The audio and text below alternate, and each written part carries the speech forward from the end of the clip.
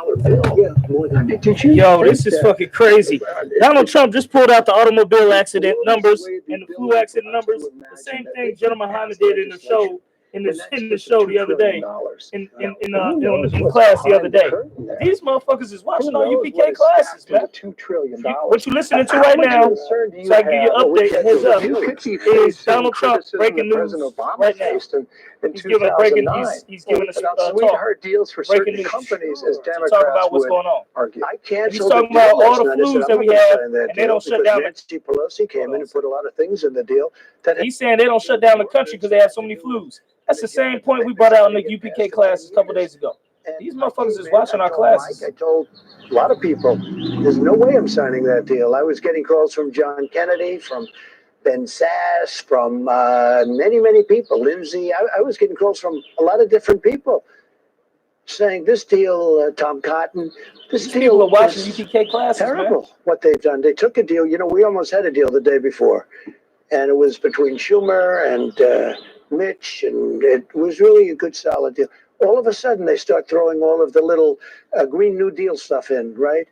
And the boardrooms, what they look like, and we want green energy. We want all this stuff. Let's stop drilling oil.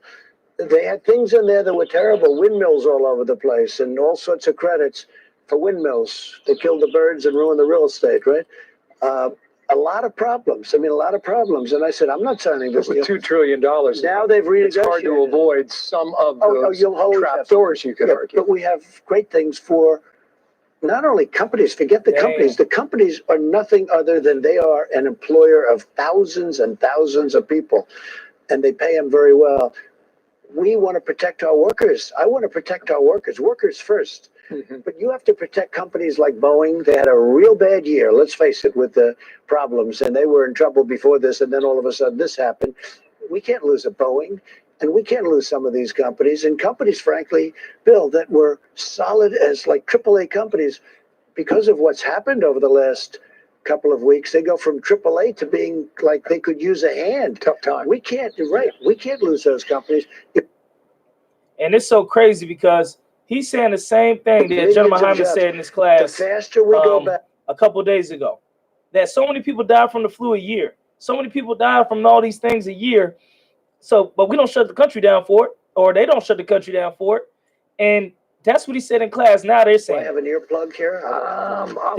They be watching our classes. They need to get the Mexicans out the prisons and all the brothers out the prisons. They need to give us all that money. This will be a little bit to relay. I understand you guys are going back and forth on the economy and employers, but more than repay blacks, Hispanics, and Native Americans everything they stole. The VP talked a little bit about this. We hear you dropping big companies' names. The question here is, how do you shore up both as you look forward? Yeah, the question's a good one, and it's pointed. You're talking about Boeing, and yet you've got what 2/3 of American businesses are small businesses, right? And you think about what they're trying to do in terms of adjusting to this new reality that's been thrown on them. What will you do for small business? Okay, well, first of all, I have to say that Harris is one of my favorite people. And I didn't hear a word she said, and I was hoping it wasn't too devastating a question. But she is a fantastic person. I have to say that, okay? Now that I've said it, because I can't hear Harris. But no, the bill is very much focused on the small business person. Yes. It's very much focused on small companies, including restaurants and all sorts of small companies. And what people don't realize, you know, you're talking about these massive, we have the greatest companies in the world. You add them all up, and the small businesses are just about equal in size to these massive companies, of which we have many also. It's the engine of our country, small business. This bill is absolutely aimed at the small business and the worker and the workers of those small businesses and the owners. The owners are going to need help. They're going to need some loans. They're going to need things, and we're going to be able to take care of them, because we don't want those small businesses to go out of business, nor do we want the big businesses to go out of business. When they said this is so great because it's going to cost them so much damn money. How hard did you push back? Well, I'll tell you, I never heard of such a thing. We've had flus where we lose 30,000. We've lost as many, I guess, as 78,000 people. Saying it again, talking about how many people we lost in the flu. And they said to me, sir, we're going to have to close the country. I said, what are you talking about? well, we have a virus, it's coming in, and I knew that, and I made the early decision with China. So I already closed it off to China, and that was a long time before they came in. But they came in, experts, and they said, we're going to have to close the country. I said, we've never closed the country before. This never happened before. You're saying, I said, are you serious about this? We are going to take this country that's fully employed, where we have 160 million people working, and you're telling me we have to close it? And people are going to go out of business, and they're going to go bankrupt, and they're not going to have jobs? What are we talking about here? Just don't forget, this has never been done. We've had flus before. We've had viruses before. It said shut down the country, people going out of business, bankruptcy, all that. That's what it's going to make this country go down. It's going to make this country fail. By Monday or Tuesday With you, how long did it take you to accept that new reality? Well, I accept things. I understand things very quickly. I mean, I understood exactly what they were saying. But we can socially distance ourselves and go to work, and you'll have to work a little bit harder. You can clean your hands 5 times more than you used to. You don't have to shake hands anymore with people. That might be something good coming out of this. Although I must tell you, as a politician, it's a lot warmer when you walk into a crowd and you're shaking a lot of people's hands. You love them. I'd agree with you. They love me and I love them, but it is a little bit colder. But you won't be shaking hands for at least a while, and things will happen. But we have to put the country to work. Look, you're going to lose a number of people to the flu, but you're going to lose more people by putting a country into a massive recession or depression. You're going to lose people. You're going to have suicides by the thousands. You're going to have all sorts of things happen. You're going to have instability. You can't just come in and say, let's close up the United States of America, the most successful country in the world by far. When I came in, when I was elected, and you knew this number, China was going to overtake us in the year 2019. It wasn't even close. We went way up, and they didn't. We've done great. They pay us a fortune in tariffs and everything else, and yet we have a good relationship with them. We just signed a trade deal. But we're the number 1 in the world by far. And now a few people walk into the Oval Office, say, sir, we have to close up the country. And I said, what are you talking about? Mr. President, must have been a very difficult thing to accept. One of the most difficult decisions I've ever made, because I knew that when you do it, as soon as you do it, you're going to drop. They're talking about 20 or 25 points of GDP. Nobody's ever heard of 25 points. If we went down a point, that's a big deal. Now, all of a sudden, you're basically turning off the country. I said, this has never been done before. What are you talking about? But we understand it. You have hotspots, but we've had hotspots before. We've had horrible flus. I mean, think of it. We average 36,000 people, death. I'm not talking about cases. I'm talking about death. 36,000 deaths a year. People die, 36 from the flu. But we've never closed down the country for the flu. So you said it again. He got that from the UPK, man. Now, this is. Man, I just want to bring that out. I'm gonna keep listening to it. That? But man, he's saying the same thing that the UPK been saying in the classes and all of that. You know what I mean? I had to do it because damn, it's crazy. It's crazy to hear it come out of his mouth after I heard it come out of General YAHANNA's mouth. I said, sign a deal with the Kurds, make peace. Erdogan, he didn't want to. He's a man who loves Turkey, and I have a very good relation. I said, sign a deal. He didn't really want to. The Kurds didn't really want to. And it went on, the so-called safe zone, recently, a few months ago. I said, sign a deal. Do me a favor, sign a deal. Get it done. They didn't really want to. All of a sudden, they start fighting. And it was vicious, and other countries got involved. Now I say, let's sign a deal. They said, okay, we'll sign a deal. We needed a period, because I don't think if I would have not done it, we would have been unbelievably criticized for not doing it, but it's never been done before. One more. Somehow the word got out that this is the thing we're supposed to be doing. Now, we've had some really bad epidemics and other things. I mean, we're going this pandemic, but we've had bad epidemics. I'm sure they could have been called pandemics, but we never did a thing like this before. Hey, but for them to come turn around and realize that it was basically a mistake to shut down the country, that shit let you know this was of the Lord. You understand? What came here and what happened is of the Lord, because the Lord wants to hurt them. You understand? The Lord wants to hurt them, and this is how he's doing it. At that moment, late February, you said it's perfect, and it wasn't perfect. So what happened there in the early stages? Well, what I said in late February. What I said is perfect was my conversation with the head of the Ukraine. That's what I really said is perfect. Okay, that was another whole scandal nonsense, a total, witch hunt. But this one is a much different thing. We had other administrations, not just the last one, they built up a platform. They built up a test. But the test was no good. It didn't handle large numbers of people. It was okay for a very small group, but not for a large group. So we had to break it down. Did the CDC screw up, or did you screw up? No, we did not screw up. Where did this And I don't think CDC screwed up either. They had a test that would have worked for a small group of people. In other words, for a normal problem. I don't think anybody could have, in all fairness to CDC, and this is a big government agency. And we're coming out of the flu season, so usually around that time, this may start wiping away all of it. But what he don't want to do is in the catch-22, because he says, okay, don't want to shut down the country, he's losing all this money, people die from the flu every day, right? Mimicking what the I.S.U.P.K been saying. And so let's say he puts it back on. Everything's turned back on, and then the cases skyrocket past the mark of a fucking average flu. Then he's going to be looking stupid again. This is of the Lord. Millions of people all across the country.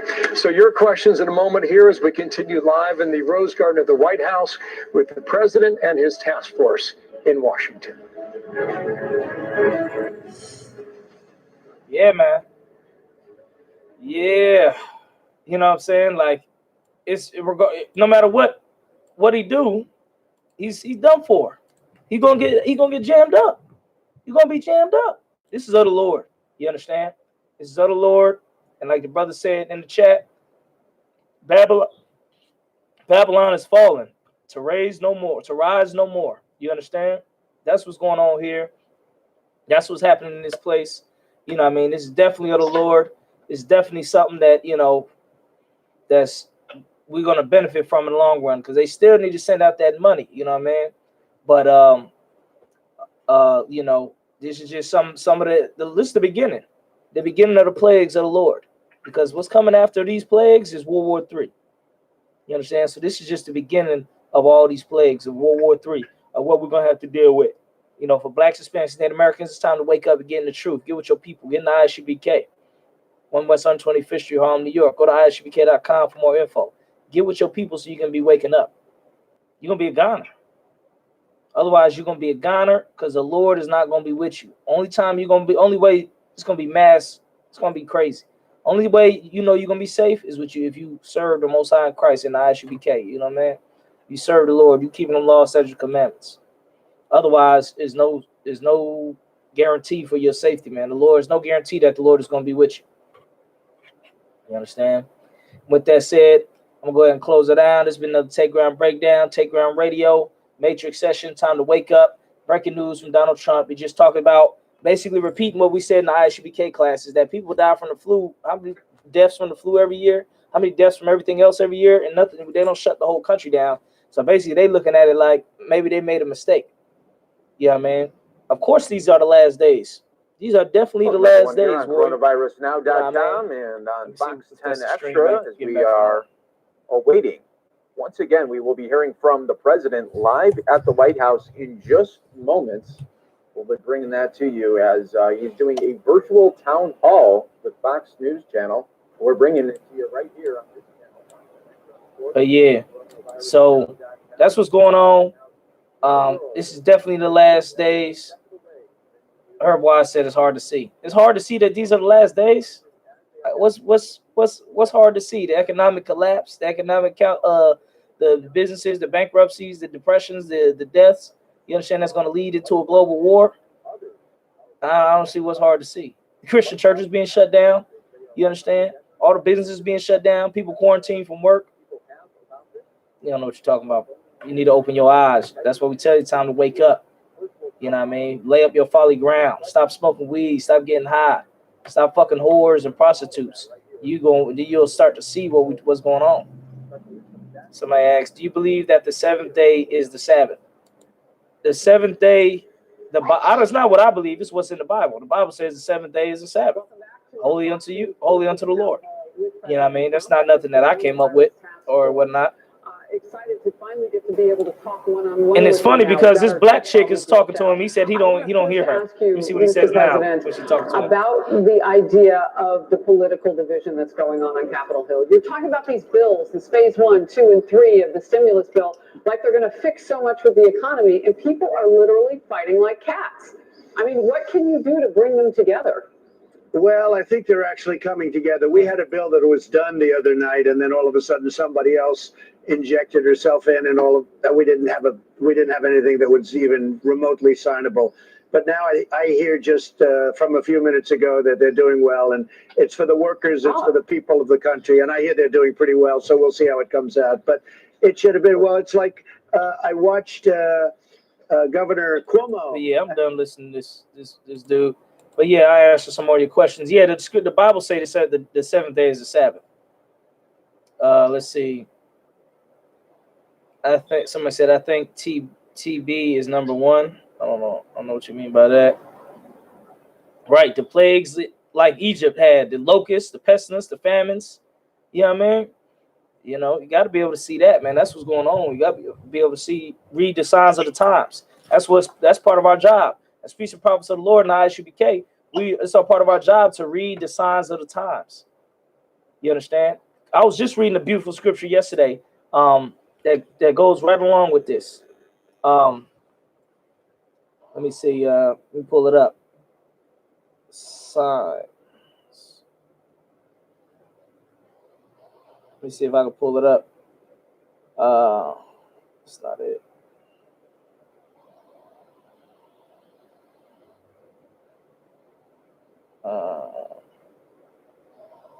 If I can't find it quickly, I'm gonna just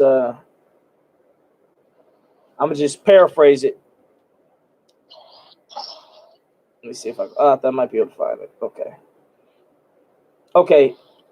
Matthew 16:3. This is Christ talking to the Pharisees. He answered them. Pharisees and Sadducees came and tempting, desiring him that he would show them a sign from heaven.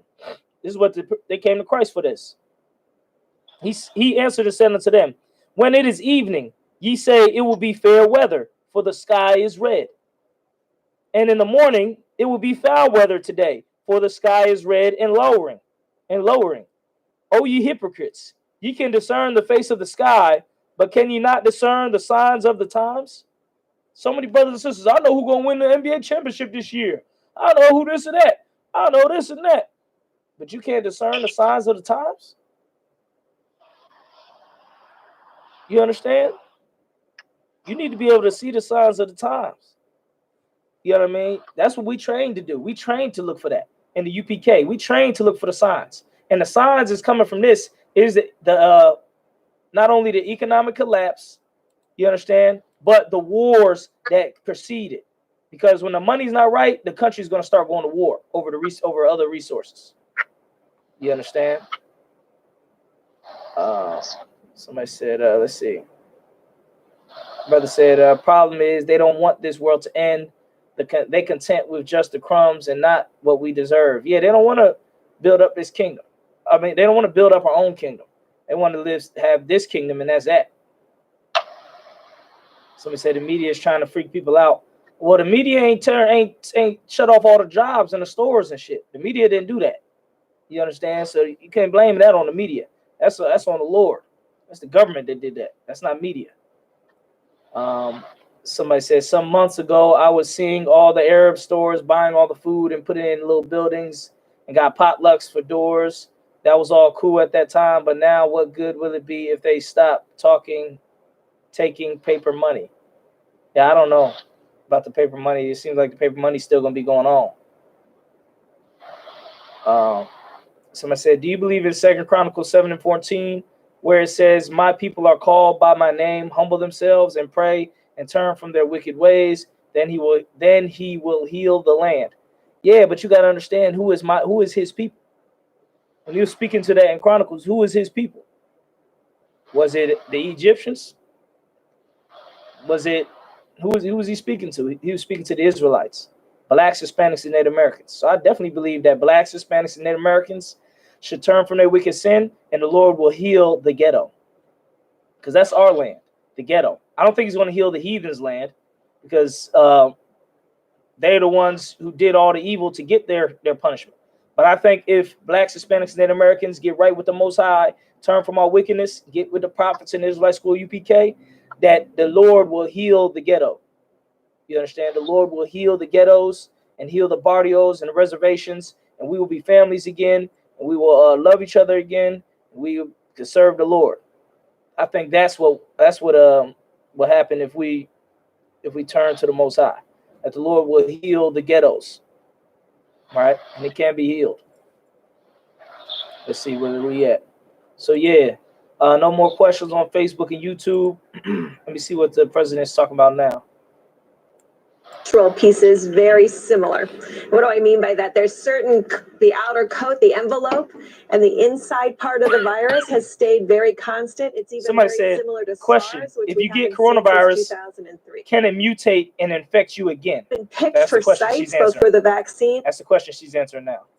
are very much those constant sites. And we believe that anybody who becomes positive and makes effective antibody, because there are some people who can't make as good of antibody as others, but if you make effective antibody, you shouldn't get reinfected. The way it was described to me, and correct the medical positioning of this question, but the virus is trying to figure out a way to survive. And that's where it moves around and it mutates. Now, in Singapore, there was a headline earlier today suggesting a possible second wave in that island nation. How do you gauge that? Well, remember in Singapore, they took the president's guidelines and they executed them very early because they could see China next door. And so they saw those and they implemented those guidelines. So very few people became infected in Singapore.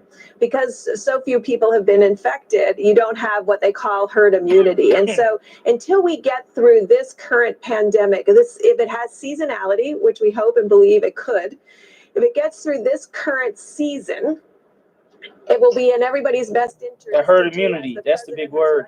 Get that herd immunity Work going. on vaccines or work on additional therapeutics and really getting to both pre and post prophylaxis so that the healthcare providers can get a shot potentially that will protect them. We would call it pre-exposure prophylaxis.